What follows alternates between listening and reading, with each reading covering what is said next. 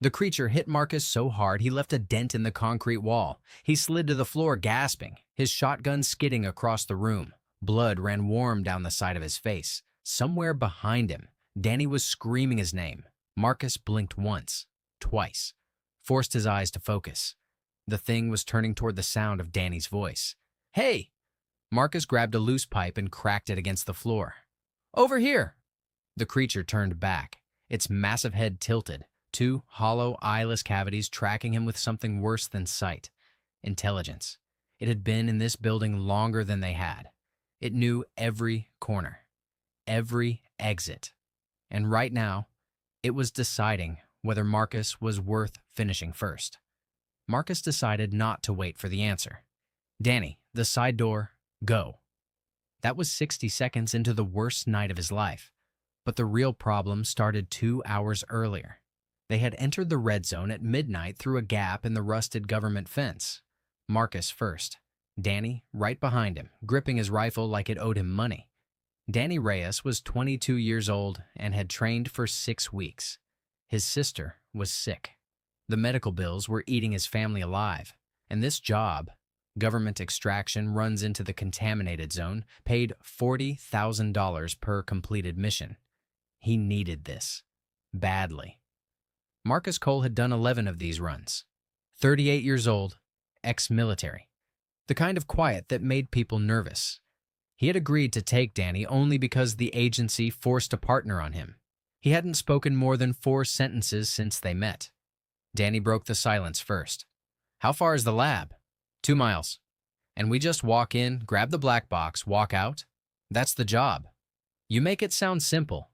Marcus glanced at him sideways. "It's not." The red zone was wrong in ways that were hard to explain. Buildings half dissolved into the ground. Cars fused to the road like they had melted and hardened again.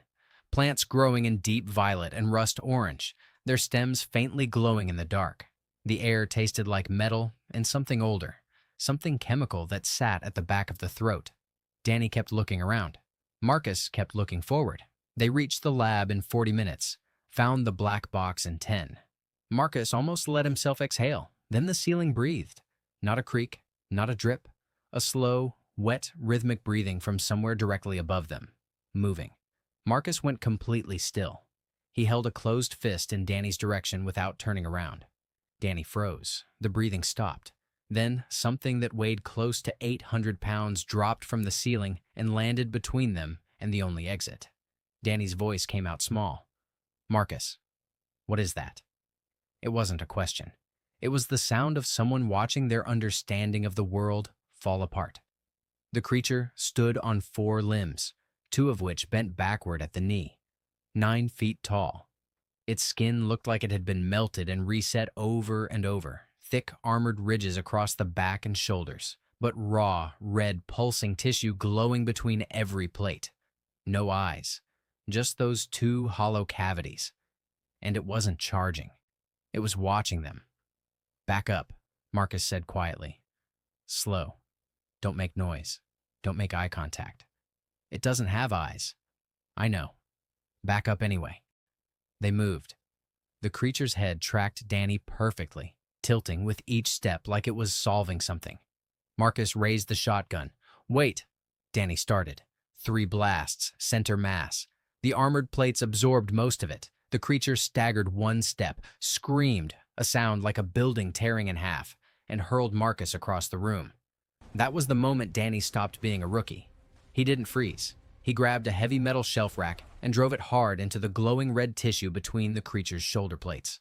The reaction was immediate. The creature lurched, made a sound it hadn't made before, high and sharp, and spun on Danny with pure fury. It hit him into a wall. He dropped. From across the floor, Marcus's voice cut through the ringing in Danny's ears. "The gaps between the plates. That's the only place it feels anything. You have to keep moving. It can't track fast movement for long." Danny sat up. His left arm felt broken. His vision swam.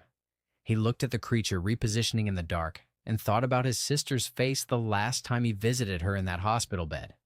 He stood up. "Okay," he said to no one in particular. "Okay." Marcus pulled himself to his feet, and they split without another word. 2 targets. The creature locked onto Marcus, the bigger threat, and moved toward him slowly, that terrifying patience back in every step.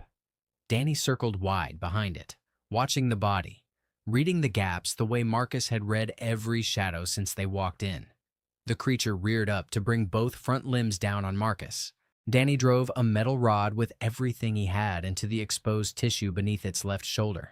The creature's scream rattled the windows. It thrashed so violently it knocked them both to the ground, spun twice, then pulled back into the far dark end of the building.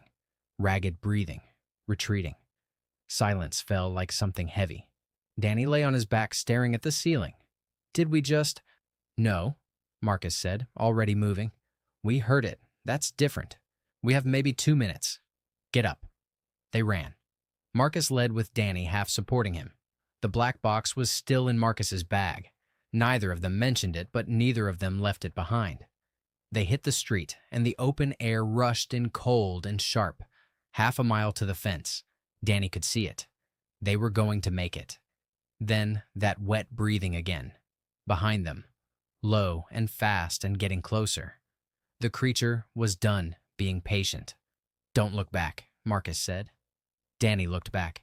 It was on all fours now, moving like something that had stopped pretending to be slow. The red tissue between its plates was burning brighter, glowing hotter, like fury was a fuel source. Marcus stopped running. "What are you doing?" Danny grabbed his arm. Marcus pulled free. He reached into his vest, cracked a flare, and turned to face the creature with nothing but burning red light between them. The creature halted 20 feet away. Its hollow face tilted. The light disturbed it in a way the shotgun hadn't. It took one step forward and stopped again. Marcus didn't flinch. "I've been in your house 11 times, he said quietly.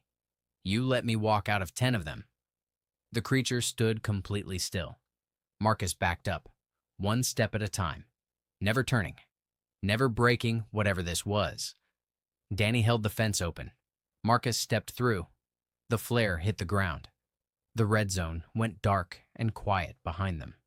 They sat against a concrete barrier and watched the sky turn from black to gray to pale orange.